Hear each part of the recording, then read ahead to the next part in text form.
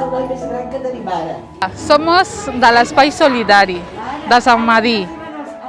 Nosaltres som mamàs, mujeres, homes, ninos, que fem, nos juntem, nos juntamos todos, trabajamos, aprendemos. Aportamos unos ganchillos, unos cosen, unos cortan, o sea, somos un equipo muy bueno y todos aportamos.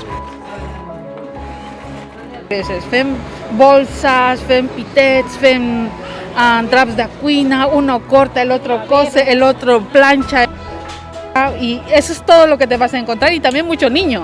Si vienes te vas a encontrar muchos niños, que como somos mamás y vamos a este centro con nuestros hijos, estamos creando otro ambiente a nuestros hijos.